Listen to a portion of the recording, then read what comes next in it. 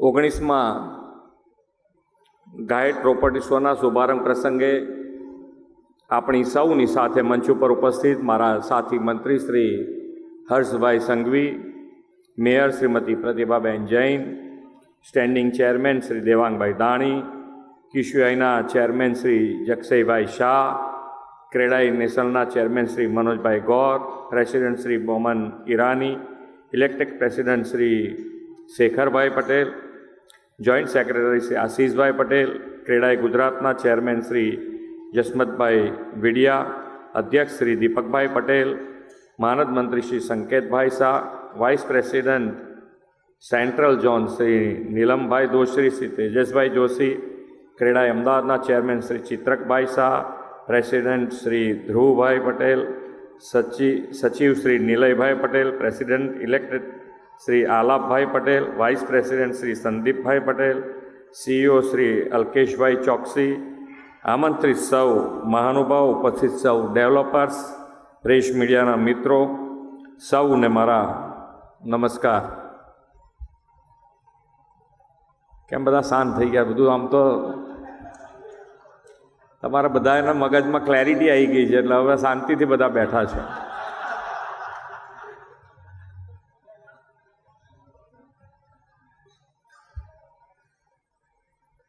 મેં થોડું હમણાં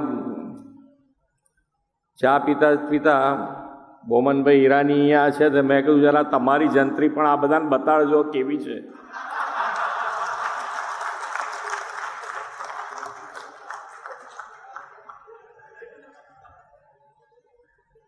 આપણે બધું સારી વસ્તુ આપણે શીખવાની, એમાં કંઈ આપણે એ બધી લઈ લેવી જરૂરી નથી, પણ એમની પાસે સારું હોય તો આપણે શીખવું જોઈએ એમ.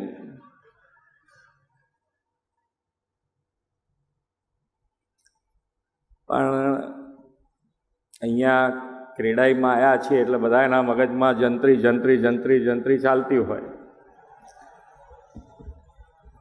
એમાં બધાએ થોડું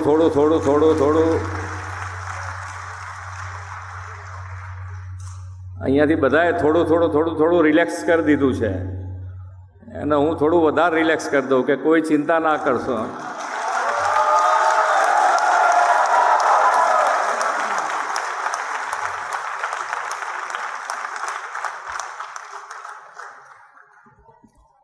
માન્ય વડાપ્રધાન શ્રી પણ હર હંમેશ તમે જુઓ કે ભાઈ સૌનો સાથ સૌનો વિકાસ, તો સૌનો સાથ અમારે લેવો જ છે.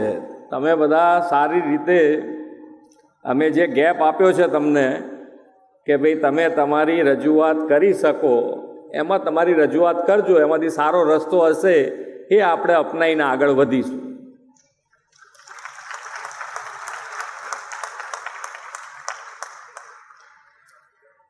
પણ અમારી આમ શું છે કે ભાઈ ઘણી વખતે જંત્રી મૂકાઈ તો જંત્રી ક્યાંક એકાદ બે જગ્યાએ ક્યાંક એવા બી આંકડો આવી જાય કે ભાઈ એમ લાગે કે આવું તો છે જ નહીં નીચે ક્યાંય પણ એવા 50 આંકડા છે કે જે તમે આપેલા હોય એની ઉપરથી આંકડો આવ્યો હોય છે. કેમ શાંત થઈ ગયા પાછા?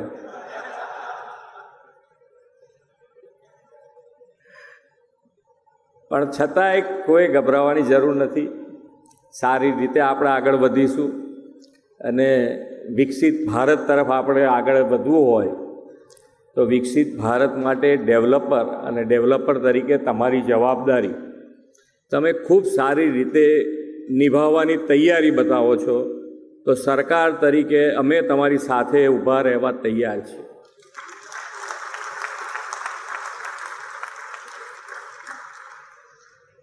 પણ નાની માન્ય વડાપ્રધાન શ્રી બીજી ઇનિંગ્સમાં જેમ હર્ષભાઈ અહીંયાથી કહેતા હતા, લાખો પરિવાર નહીં, કરોડો પરિવારના માથે છત આપ્યું છે, કરોડો પરિવાર. અને આ ત્રીજી ટર્મમાં બીજા 3 કરોડ મકાન પ્રધાનમંત્રી આવાસ યોજનામાં માન્ય નરેન્દ્રભાઈએ મંજૂરી આપી દીધી છે. એટલે એ સરકાર તરીકે સરકાર બનાવે છે, પણ એક તમે પણ એફોર્ડેબલ હાઉસિંગ, અને એફોર્ડેબલ હાઉસિંગની ડેફિનેશન થોડીક બદલાઈ ગઈ હોય એવું લાગે છે, એટલે થોડીક એમાં આપણે બધાએ રિવાઇઝ કરવાની જરૂર છે. અને એક નાના મકાનો કેવી રીતે બનાવી શકાય, 2 બેડરૂમ 1 બેડરૂમ, અને એ મકાન માટે બિલ્ડરને શું ફેસિલિટી જોઈએ એની પણ મારી ખુલ્લા દિલે ચર્ચા કરવાની તૈયારી છે. અને જંત્રી સંલગ્ન જ્યાં જ્યાં તમને FSI ખરીદીથી માંડીને બધુંય તમે જે FSI મોટી વધારે સરકાર આપે છે એમાં જંત્રી આધારિત બેઝ હશે તો એ પણ થોડો સુધારવાનો હશે તો સુધારીશું. પણ તમારે તૈયારી બતાવવી પડે કે અમે આવા નાના મકાનો પણ બનાવીશું અને છેક નીચે સુધી FSIનો ફાયદો કે FSI ખરીદીનો ફાયદો છેક નીચે સુધી નાનામાં નાના માણસ સુધી તમારા તરફથી પહોંચવો જોઈએ. એની વ્યવસ્થા ઊભી કરવા માટે સાથે મળીને હવે ચર્ચા કરવી જોઈએ. કારણ કે જે એફોર્ડેબલ હાઉસિંગ છે, એફોર્ડેબલ હાઉસિંગમાં ખૂબ મોટા મકાનો બન્યા છે. હવે અત્યારે એફોર્ડેબલ કહેવું કે ના કહેવું એ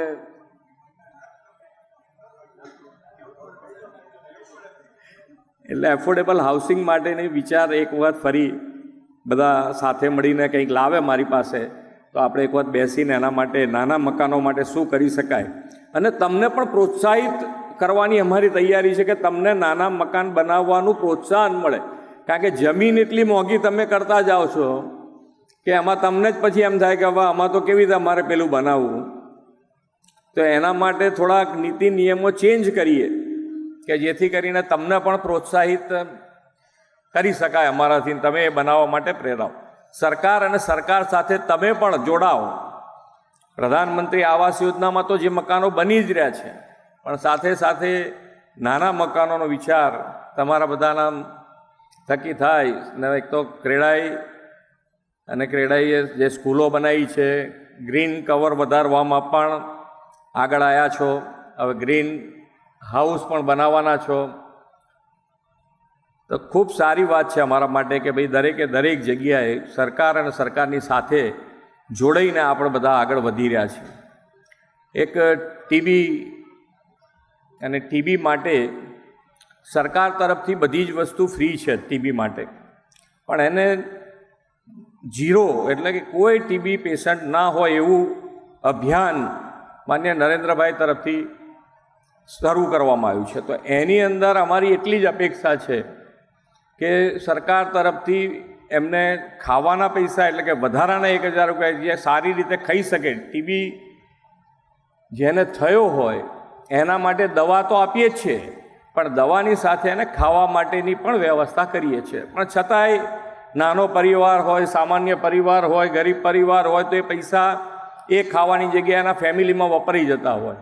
તો એવી કોઈ કીટ તમે તૈયાર કરો અને સીધી ખાવાનું જ અંદર જાય. એની અંદર એ કીટમાં શું શું આપી શકાય એ અમે તમને આપીશું. જો તેમાં કીટ મોટી સંખ્યામાં થાય તો એ તમે કરજો તો અમે તમને લિસ્ટ આપીશું. તો અમદાવાદ શહેર કે તમે બધા જુદા જુદા શહેરમાંથી પણ અહીંયા આવ્યા છો, આખા ગુજરાતમાંથી આવ્યા છો તો તમે ડાયરેક્ટ એ કીટ આપો અને આ અભિયાનમાં તમારો સહકાર એમાં પણ મળી રહેશે એવું હું 100% અહીંયાથી વિશ્વાસ સાથે કહું છું કે તમે એ કીટ બનાવશો અને એ દર્દીઓને તમારા હાથે આપો તો વધારે સારું છે. નહીંતર અહીંયાથી અમે વ્યવસ્થા કરીશું કે એ તમારી કીટ ત્યાં સુધી પહોંચે. બાકી તો આજે ખૂબ સારું આયોજન પણ થયું છે. આખા ગુજરાતનું આયોજન અહીંયા ગુજકોન નામથી સારી એટલે 10 લાખથી માંડીને 50 લાખ સુધીના સ્ટોલ રાખ્યા છે.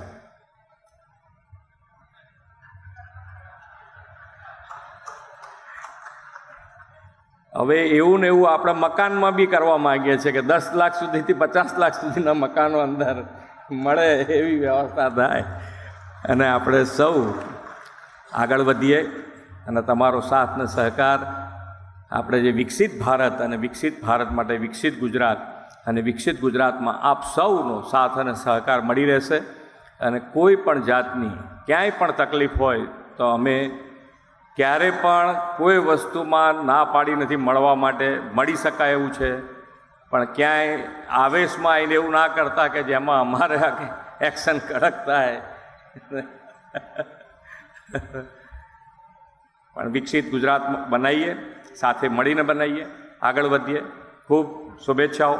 Thank you. ભારત માતા કી જય. વંદે માતરમ. જય જય ગરવી.